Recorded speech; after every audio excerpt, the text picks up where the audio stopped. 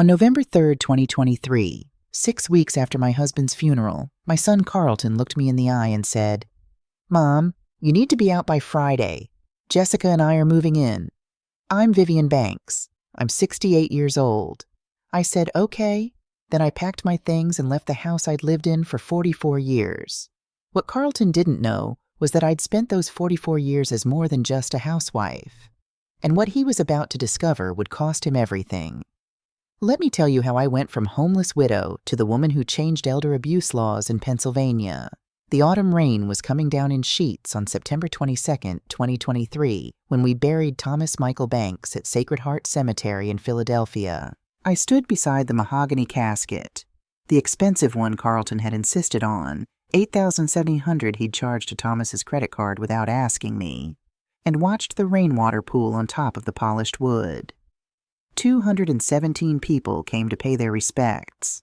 I counted them. Counting has always been how I cope with grief.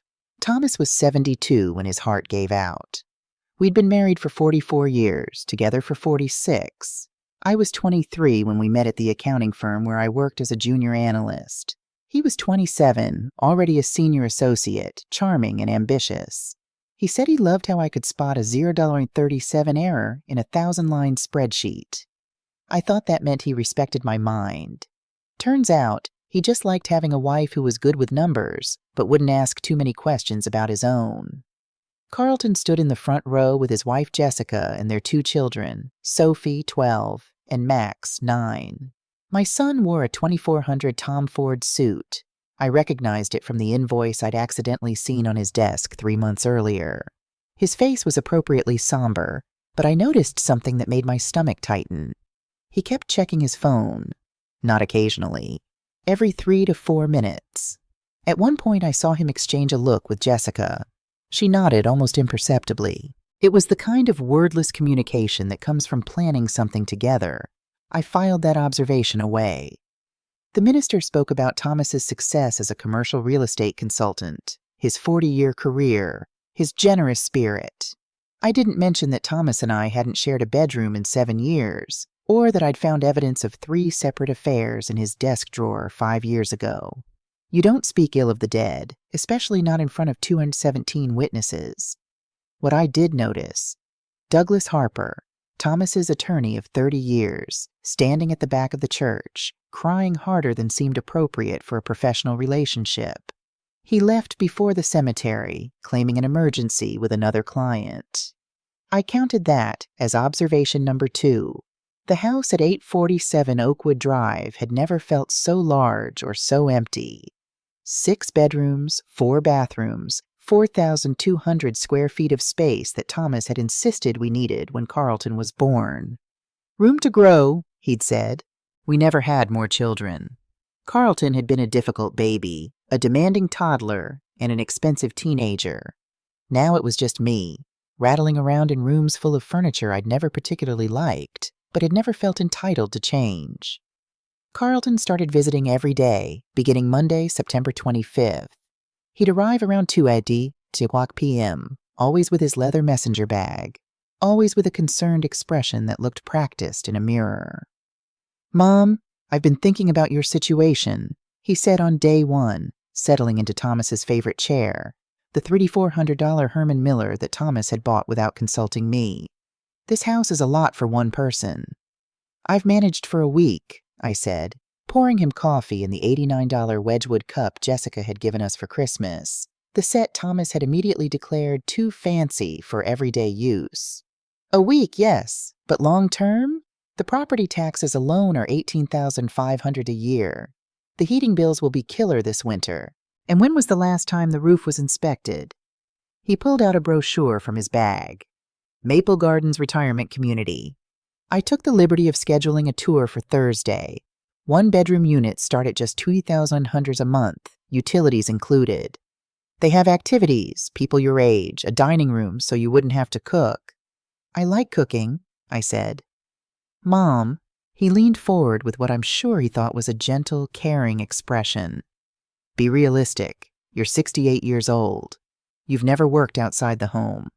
Dad handled all the finances. This house is more responsibility than you can manage." Never worked outside the home. I'd worked for 6 years as an accountant before Thomas asked me to quit when Carlton was born. I'd managed this household's entire budget for 44 years. I'd balanced Thomas's business accounts when his own bookkeeper quit. I'd found the $47,000 error in his taxes that saved him from an IRS audit. But in Carlton's memory, I'd never worked. I smiled. I'll think about it. He seemed satisfied with that and left, forgetting his messenger bag. I didn't stop him. I waited until his BMW pulled out of the driveway. Then I looked inside.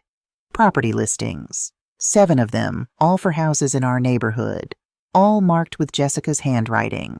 3 BR potential and good bones. Flip. And a yellow legal pad with a single line in Carlton's handwriting. Wait for will reading. Play nice until secured. I took photos of everything with my phone, then placed the bag exactly where he'd left it. The next day, Tuesday, September 26th, Carlton returned for the bag. Oh, thank God. I thought I'd lost it at the office. You're always welcome here, I said. His smile didn't reach his eyes. Thanks, Mom. Oh, and I spoke to Douglas Harper. He says there's some complexity with Dad's estate. Might take a few weeks to sort through everything. Complexity? Legal stuff, property holdings, investment accounts. Nothing for you to worry about. I'll handle it. Nothing for me to worry about. I'd been married to Thomas for 44 years, but apparently his estate was none of my business. I smiled again. Thank you, sweetheart. That's very thoughtful.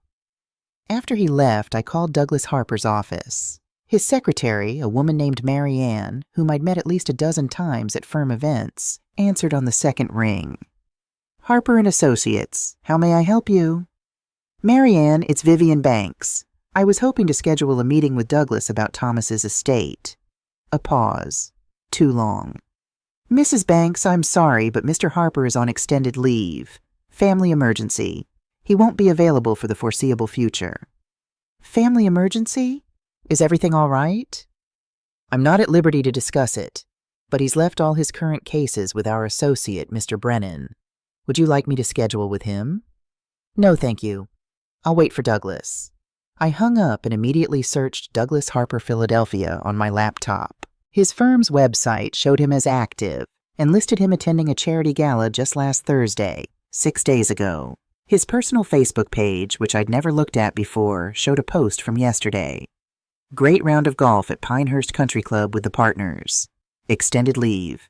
Family emergency. Someone was lying. On Sunday, October 1st, 9 days after the funeral, Carlton organized what he called a family dinner at the house. He and Jessica arrived at 5:00 p.m. with Sophie and Max, plus an unexpected guest, Douglas Harper. Douglas was 74 years old, distinguished-looking with silver hair and wire-rimmed glasses. He'd always been kind to me at Thomas's company events, asking about my garden and actually listening to my answers. But tonight, he wouldn't meet my eyes. Douglas, I'm so glad your family emergency resolved, I said, setting down a platter of roast chicken. He flinched. Yes. Well, these things happen. Absolutely. I saw your Facebook post from the golf course. I'm glad you could still enjoy yourself during such a difficult time. His face went red. Carlton jumped in quickly. Mom, Douglas was kind enough to come discuss Dad's estate. Why don't we eat first, then talk business? During dinner, Jessica dominated the conversation, talking about her latest marketing campaign for a luxury car brand. The demographics are fascinating. High net worth individuals aged 45 to 65, primarily male, investment portfolios averaging $3 million. I noticed she kept glancing at Carlton, who kept glancing at Douglas, who kept glancing at his water glass. Sophie and Max were quiet, pushing food around their plates. Good kids. I'd always liked my grandchildren, even if Carlton and Jessica only brought them around when they needed me to babysit. After dinner, we moved to the living room. Carlton cleared his throat. Mom, Douglas has been reviewing Dad's estate documents. There's something we need to discuss. Douglas pulled papers from his briefcase, his hands trembling slightly. Mrs. Banks, Vivian, your husband's will is straightforward. He wanted to ensure his assets were distributed in a way that would be manageable. Manageable, I repeated. Yes. Given the complexity of the investments and properties, Thomas felt it would be best if everything went to Carlton, who has the financial expertise to handle it properly. He slid a document across the coffee table. I picked it up and read, I, Thomas Michael Banks, being of sound mind and body, do hereby bequeath to my son, Carlton James Banks, the sum total of my estate, including but not limited to the primary residence at 847 Oakwood Drive, Philadelphia, PA, all investment accounts, all business holdings, and all personal property, with the exception of $50,000 in cash assets to be given to my wife, Vivian Ann Banks, for her personal use. The room went silent. $50,000, I said quietly. And you're welcome to stay in the house temporarily, Carlton added quickly, until you find a suitable place. I know this is a lot to process, but Dad knew I'd take care of his legacy properly. You have to understand, Mom, you've never dealt with investments or property management. Dad was protecting you from that burden. I looked at Douglas. This is real? He nodded, still not meeting my eyes. I witnessed it myself. Signed and notarized on March 15th, 2023. March 15th, 6 months before Thomas died, right after he'd been diagnosed with the heart condition that would kill him. I set the document down carefully and stood up. I see. Well, thank you for letting me know. Douglas, could you leave a copy for my records? Carlton looked surprised by my calm response. Mom, I know this isn't what you expected. It's fine, sweetheart. Your father always knew best. I smiled at Jessica, who was watching me with barely concealed triumph. Would anyone like dessert? I made apple pie. After they left, Carlton taking the copy of the will with him, for safekeeping, I sat alone in the living room until midnight. Then I went to Thomas's study, the one room he'd always kept locked, and used the key I'd copied 15 years ago when I'd gotten suspicious about his first affair. In the bottom drawer of his filing cabinet, behind 10 years of tax returns, I found a manila envelope marked Important, Vivian. Inside was a business card, Michael Williams, Williams & Associates, Estate Planning and Trust Law, and a note in Thomas's handwriting. If you're reading this, something has gone wrong. Call Michael. Trust no one else. T. I took a picture of the card and the note. Then I put everything back exactly as I'd found it. It was 1:17 a.m. I'd been a widow for 10 days, and I was starting to understand that my husband had been playing a longer game than any of us realized. November 3rd, 2023, Friday, 2:47 p.m. I was in the garden, deadheading the last of the autumn roses, when Carlton's BMW pulled into the driveway. Jessica was with him. They both got out wearing expressions I'd seen before, the same ones they'd worn when they told Sophie she couldn't get a puppy because of Jessica's allergies. Firm, final, non-negotiable. Carlton was carrying 2 large suitcases. My suitcases. The ones from the hall closet. Mom, we need to talk, he said, not bothering with pleasantries. I set down my gardening shears and removed my gloves. Of course, come inside. No, Jessica's voice was sharp. This won't take long. I stayed where I was, dirt under my fingernails, the November wind biting through my cardigan. Waiting. Carlton set the suitcases down on the lawn. Mom, I got the promotion. Senior partner at Whitmore & Associates. The announcement is Monday, and we need to be settled in the right neighborhood by then. This house is perfect for our image. Congratulations, I said. That's wonderful news. Which is why we need you out by tonight. The words hung in the cold air between us. Tonight, I repeated. Jessica stepped forward, pulling out her phone. We found you a lovely apartment at Maple Gardens. 1 bedroom, 700 square feet, $2,100 a month. I've already put down the deposit, $4,200. You can pay us back from your $50,000. She showed me photos. Beige walls, laminate floors, a kitchenette with 2 burners, a window overlooking a parking lot. It's available immediately, Jessica continued. I have the keys. We can drop you off on our way to dinner with the partners tonight. Jessica, I kept my voice level. This is my home.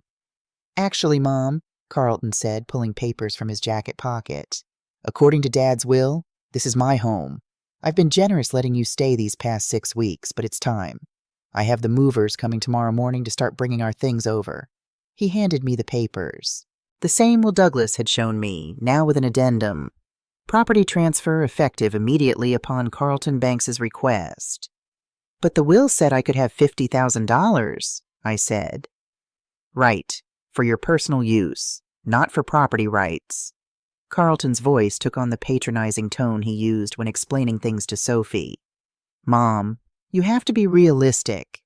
You're 68 years old. You never worked. You don't understand real estate law or property management. Dad knew that. That's why he left everything to me." Never worked. This was the second time he'd said it. I wondered if he'd practiced the phrase, if it was meant to make me feel small. It was working. "Carlton, please. Can't we discuss this like adults? Maybe I could rent a room from you, or—" "No." Jessica's voice was flat. "Carlton and I need our privacy. We're planning to start trying for another baby, and we can't do that with you underfoot. Besides, you'd be much happier around people your own age. No responsibilities, no stress." No home, she meant. I looked at my son, really looked at him. At 42, he'd become everything Thomas had wanted. Successful, confident, ambitious. He had Thomas's jawline, Thomas's ability to make ruthless decisions sound reasonable. He didn't have Thomas's guilt. "How long do I have to pack?" I asked quietly. Carlton checked his watch, a Rolex Submariner 13,450 that Thomas had given him for his 40th birthday. "It's almost 3 o'clock. We need to leave by 6 o'clock for dinner, so 3 hours should be plenty." 3 hours? For 44 years. "Mom, don't be dramatic. You don't need to take everything. Just clothes and personal items. The furniture stays. It's technically part of the property value." Jessica was already texting someone. "I'm calling movers for your things. They can put everything in storage until you're ready to sort through it. $189 a month for a 10 by 10 unit. Also deductible from your $50,000. I did the math automatically. $2,100 rent plus $189 storage plus utilities plus food plus. The $50,000 would last maybe 18 months if I was careful. Then what? "I'll start packing," I said. Carlton's face relaxed. "Good. I knew you'd be reasonable. Mom, this is actually better for you. You'll have freedom, independence, no more worrying about property taxes or roof repairs or—" "Carlton," I cut him off. "I said I'll pack. That's all I'm saying right now." Something in my tone made him step back. For just a moment I saw uncertainty flicker across his face. Then Jessica took his arm. "Come on, honey. Let's check the house and make sure nothing's damaged before we move in." They walked past me into my home, Carlton's home now, talking about which rooms would be Sophie's and Max's, where they'd put the new sectional sofa Jessica had been eyeing, whether the master bathroom needed renovation. I stood in the garden until 3:17 p.m. Then I went inside and started packing.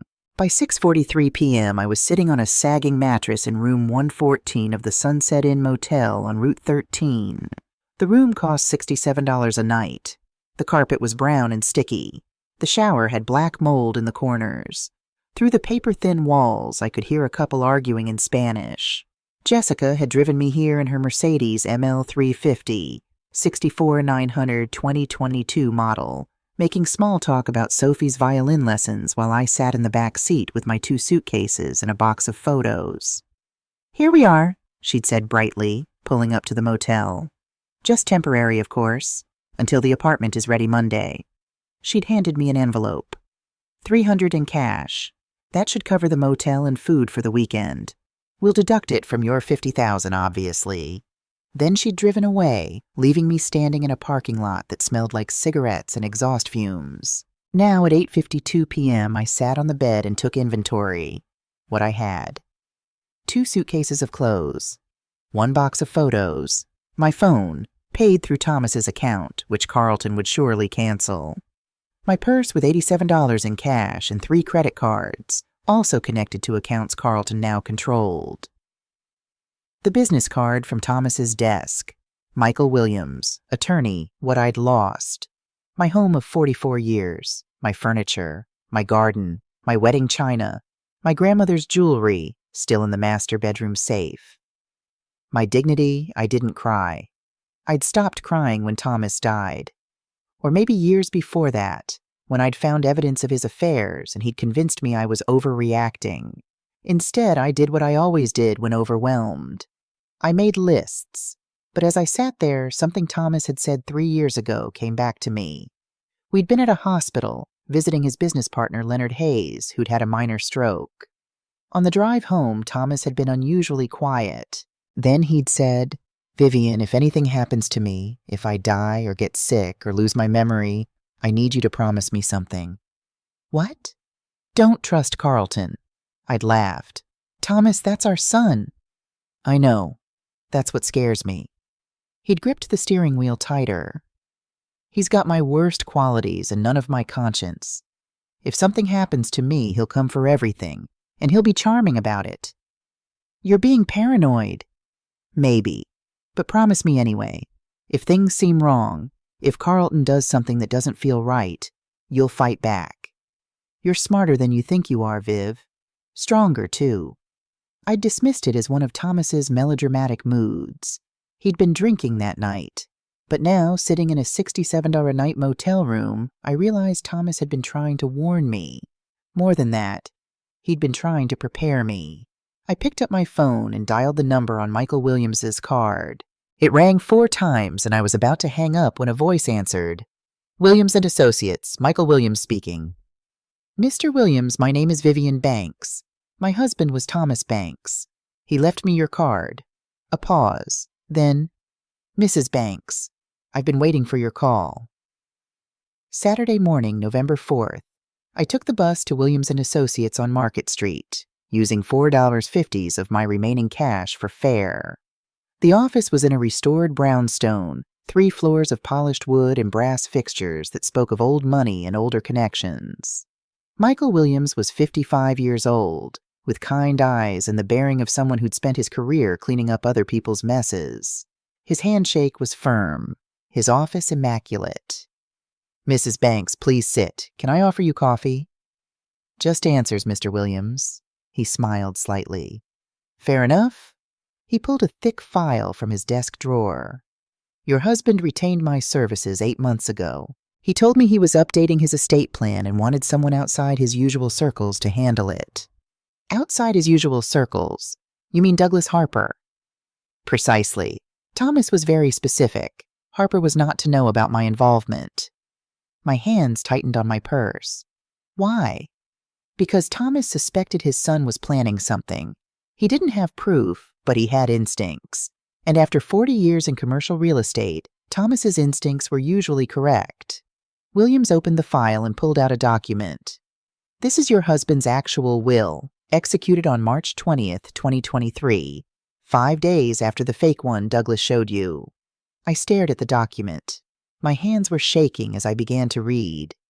"I, Thomas Michael Banks, being of sound mind and body, do hereby revoke all previous wills and codicils. I declare this to be my last will and testament. To my beloved wife, Vivian Ann Banks. I leave the primary residence at 847 Oakwood Drive, Philadelphia, Pennsylvania, free and clear, along with all furnishings and personal effects. Additionally, I bequeath to her 60% of all financial assets, investment accounts, and liquid holdings, currently valued at approximately $35 million, making her inheritance approximately $21 million. To my son, Carlton James Banks, I leave 40% of all financial assets, investment accounts, and liquid holdings, currently valued at approximately $14 million, to be held in trust with distributions beginning on his 45th birthday. However, this bequest to Carlton is contingent upon the following condition. He must not engage in any fraudulent activity, coercion, or abuse toward his mother within 2 years of my death. Should Carlton violate this condition, his entire inheritance shall revert to Vivian Ann Banks." The room spun. $21 million, I whispered. plus the house, which is worth approximately $1.8 million, Williams added. Your husband was a wealthy man, Mrs. Banks, and he wanted to ensure you were taken care of. But Carlton showed me a different will.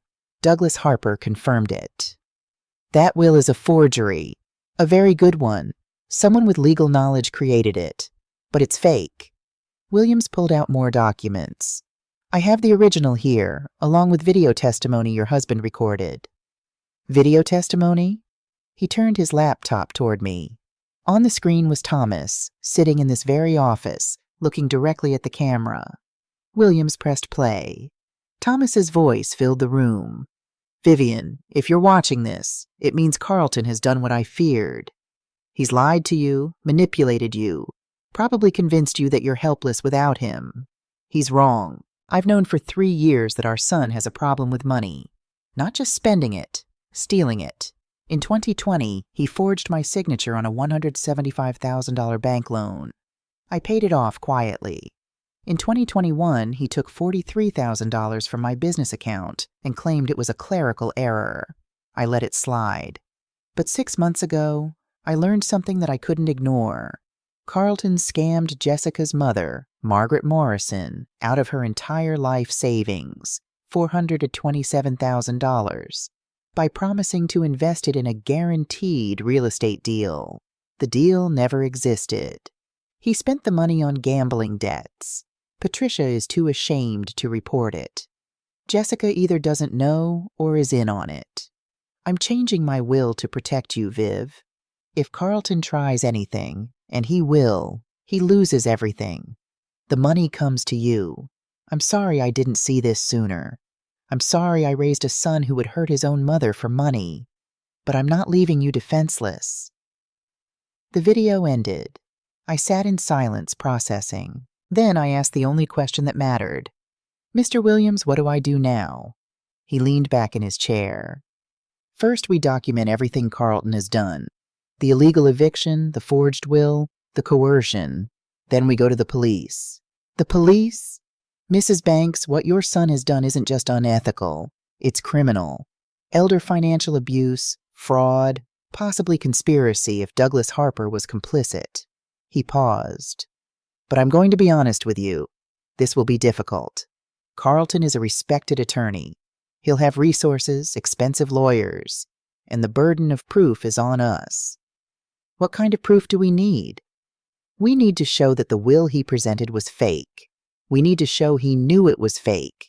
And ideally, we need him to admit it.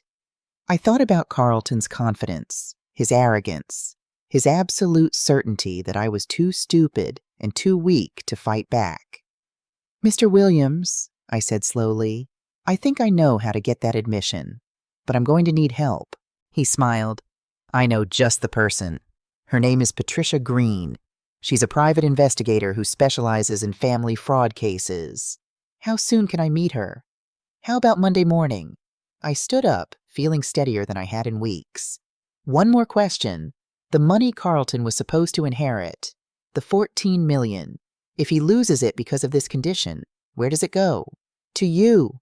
All of it. You wouldn't just get your $21 million, Mrs. Banks. You'd get the full $35 million. I nodded slowly. Then Carlton has already lost. He just doesn't know it yet. As I left Williams's office, I passed a mirror in the hallway and caught sight of myself, 68 years old, wearing a cardigan I'd owned for a decade, hair going gray, face lined with age and grief. I looked exactly like the harmless old woman Carlton thought I was. Good. That night, back in room 114 of the Sunset Inn, I couldn't sleep. Instead, I pulled out my phone and started searching. Carlton Banks' Philadelphia attorney brought up his law firm profile. Whitmore & Associates, Corporate Law, J.D. from University of Pennsylvania Law School, specializing in estate planning and trust litigation. Estate planning and trust litigation. My son had spent his career learning exactly how to manipulate wills and trusts, and he'd used that knowledge against his own mother. I kept digging. 3 hours later, at 2:47 a.m., I found something that made my blood run cold. A legal notice from 2019, buried in Philadelphia County Court records. Patricia Louise Morrison versus Carlton James Banks. Civil complaint for fraud and breach of fiduciary duty. Case number 2019 CV 8847. Amount sought, $427,000. Case dismissed at plaintiff's request. January 15, 2020. Thomas had been right. Carlton had stolen from Jessica's mother, and Margaret Morrison had been too ashamed or too scared to pursue it. I screenshot everything and emailed it to myself. Then I opened a new search. Douglas Harper, attorney, Philadelphia. His firm website showed a glowing bio, 30 years of practice, specializing in estate planning, member of the Pennsylvania Bar Association. But when I searched Douglas Harper debt, I found something interesting. A notice from Pinehurst Country Club from 18 months ago, announcing that Douglas Harper's membership had been temporarily suspended pending resolution of financial obligations. Douglas had money problems, which meant Carlton could have bought his cooperation. I made a list of every detail I'd gathered. Carlton's expertise in estate law, means. His history of fraud with Jessica's mother, pattern. Douglas Harper's financial vulnerability, accomplice. Thomas's warning and protective measures, motive for fake will. The suspiciously quick timeline from death to eviction, urgency. By 4:32 a.m. I had 17 pages of notes on my phone, and I had a plan forming. Carlton thought he was playing chess with an amateur. What he didn't know was that I'd spent 44 years married to Thomas Banks, watching him negotiate multi-million-dollar deals, learning how power really worked. I'd just been too polite to use those lessons. Until now. Monday, November 6th, 10:02 a.m. Williams & Associates. Patricia Green was 39, looked like a yoga instructor, but had the eyes of someone who'd seen every kind of lie. Former police detective turned private investigator specializing in family fraud. Mrs. Banks, my rate is $175 an hour. For your case, we're looking at about 4 weeks and $15,000 total. I had $282.50 left. I don't have that. I'll work on contingency. When you get your inheritance, I get paid. She leaned forward. 3 years ago, my mother lost $180,000 to a financial scammer. Elder abuse is personal for me. Plus, I really want to nail a lawyer who thinks he's untouchable. Over the next week, Patricia worked methodically. She followed Carlton to expensive lunches, $83 average per meal, photographed him moving into my house with $31,000 in new furniture, and posed as a potential client asking about elderly mothers who don't understand finances. Carlton's recorded response: "The kindest thing is to minimize their direct control. That way she's protected from her own poor decisions." By week's end, Patricia had established pattern and mindset. Patricia's connections delivered fast. Week 2 discoveries. Carlton's credit report. $2.3 million in debt, not $1.8 million as I'd thought. Including $400,000 borrowed from a loan shark named Vincent Calabrese at 18% interest. Douglas Harper's bank statements. 3 deposits from Carlton totaling $110,000, paid on March 10th, $50K, September 25th, $25K, and October 15th, $35K. Property records for 847 Oakwood Drive, joint tenancy between Thomas and Vivian Banks. Meaning you already owned the house the moment Thomas died, Patricia explained. Carlton's been committing trespassing and illegal eviction. Week 3 confirmation. Dr. Raymond Chen, forensic document examiner. The signature on Carlton's will shows none of the tremor consistent with Thomas's heart condition. It's a forgery. Textbook case. Ruth Morrison, Carlton's former secretary. He had me draft fake documents, including a will for your husband, 3 months before Thomas died. I kept a photo as insurance. She showed us. The fake will, dated before Thomas's death. Carlton had planned this before my husband even died. December 1st. Patricia and I approached Douglas Harper at his house. He looked exhausted, defeated. "Vivian, I owe you an apology." In his office the next morning, me wearing a hidden recorder, Douglas confessed everything. Carlton had discovered Douglas's $183,000 gambling debt 18 months ago. offered $50,000 to help with estate planning. When Thomas died, Carlton paid another $60,000 for Douglas to present the fake will as legitimate. Carlton said Thomas really wanted it this way, Douglas said, crying. I wanted to believe him, but I knew. God help me, I knew. Will you testify? Yes, if you help me avoid prison. He gave me copies of Carlton's payments, text messages, and one handwritten note from Carlton. Make sure she never questions this. She's not smart enough to know the difference. Not smart enough. December 5th, Patricia's plan. Call Carlton. Say you've accepted the situation and want to discuss accessing your $50,000. He'll believe it, because his ego won't let him imagine you've been investigating him for a month. I called from a burner phone. Carlton, could we meet? Antonio's restaurant tomorrow at 7 o'clock p.m. Sure, Mom, I'll be there. Patricia set up 3 hidden cameras at the restaurant. A detective would be at the bar. Michael Williams would monitor audio from outside. December 6th, 7:00 p.m. Carlton arrived in his 1,800 suit, confident, relaxed. We ordered. I chose the $16 pasta and made small talk until I said, Carlton, I need to access my $50,000. I'm running out of money. Of course. I'll have Jessica write you a check, say $5,000 to start. I was hoping for $20,000. He frowned. Mom, that's a lot. The estate is complicated. The $50,000 isn't just sitting in an account. It's tied up. $5,000 should last you months if you're careful. If I'm careful. Carlton, I don't understand. We were married 44 years. How did I end up with only $50,000? Because you never worked. You didn't contribute financially. Dad knew you'd mismanage large amounts. He was protecting you from yourself. So he left me $50,000 and you got everything. Not just me. I'm managing it for the family. Dad trusted me with his legacy. I pulled out my phone.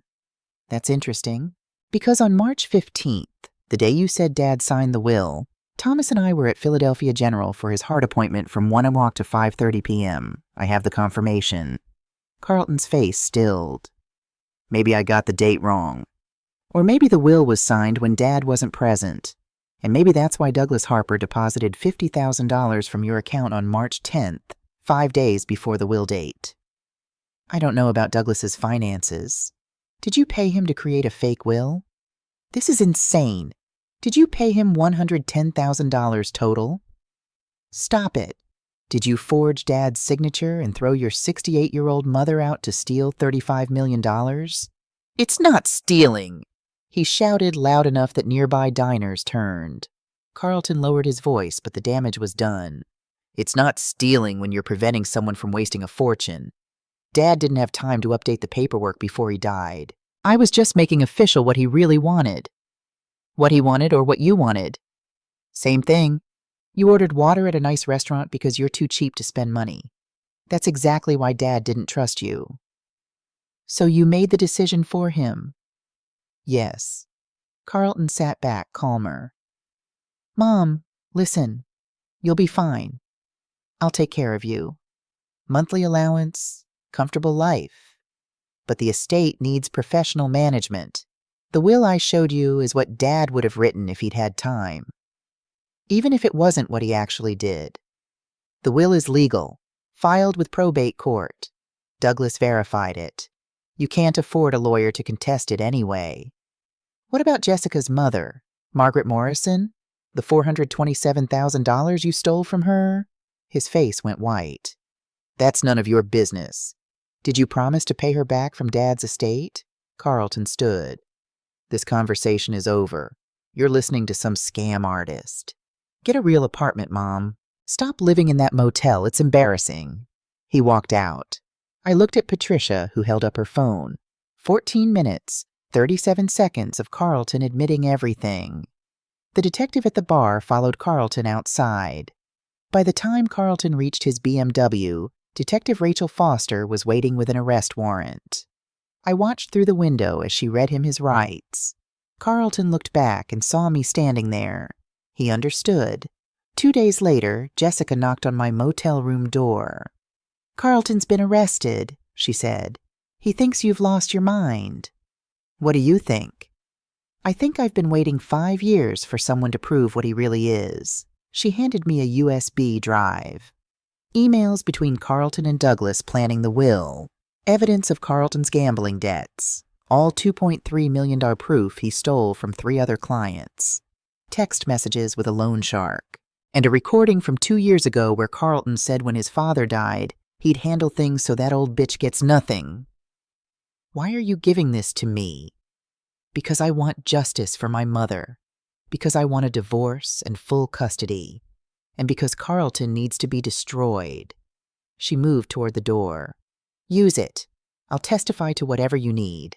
Then, on January 20th, 2024, a woman walked into Williams & Associates.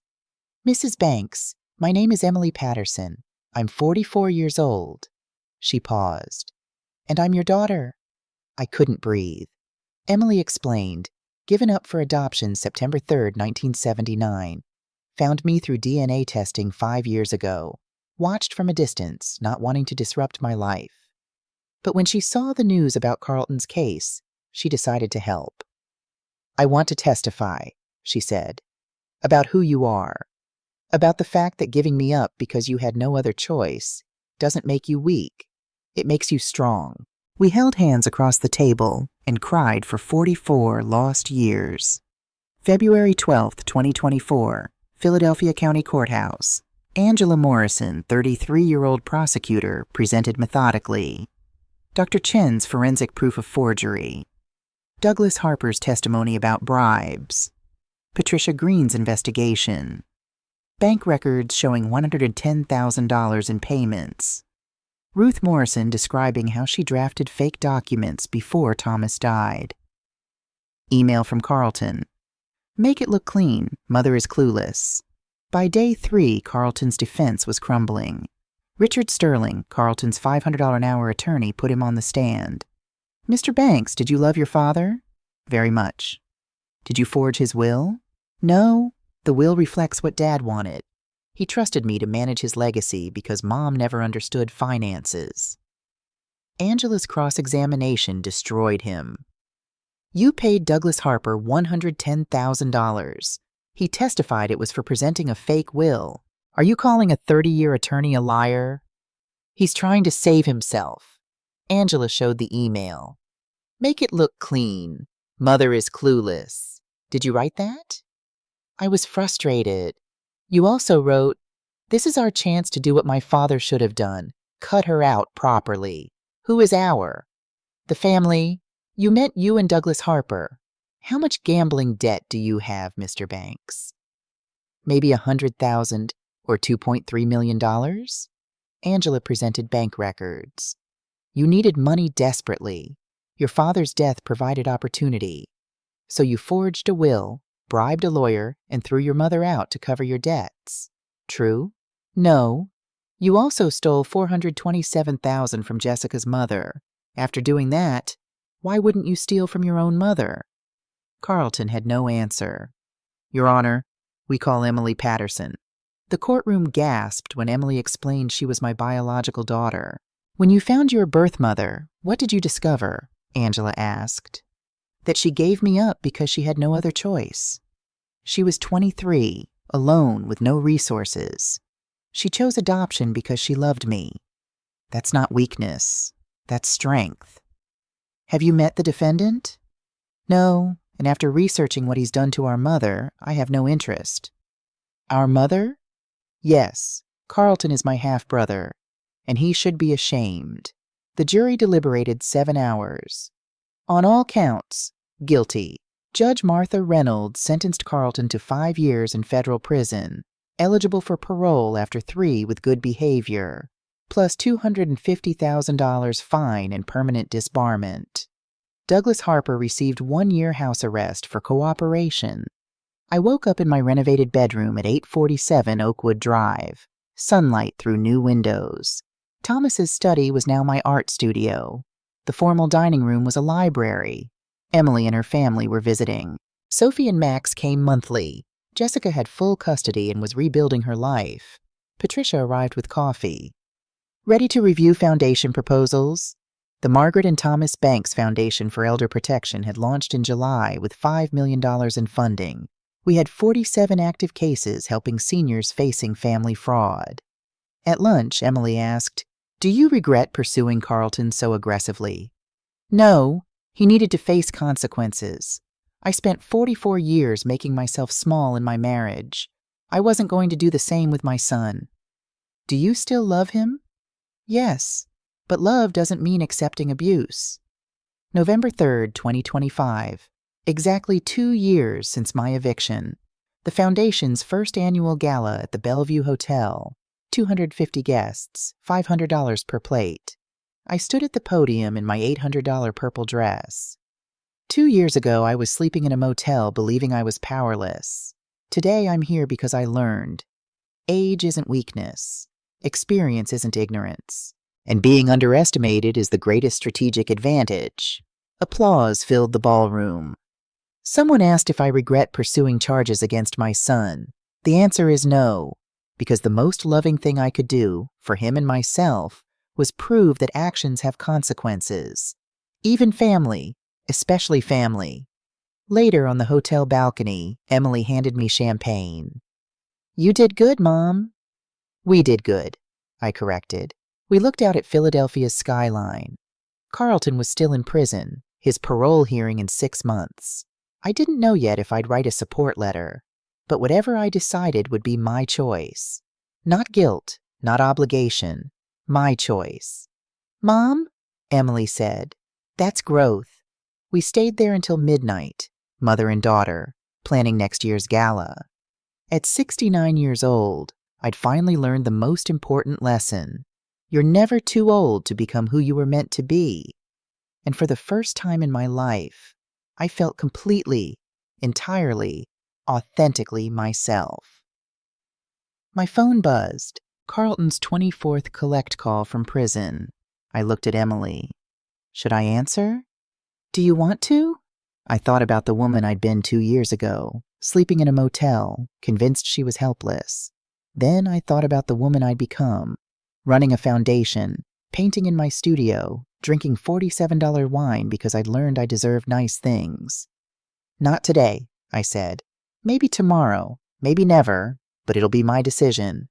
Emily smiled. "That's exactly right." I silenced the call and turned back to the city lights. At 69, I'd discovered something more valuable than $35 million. I was enough, just Vivian, and that was everything. The end.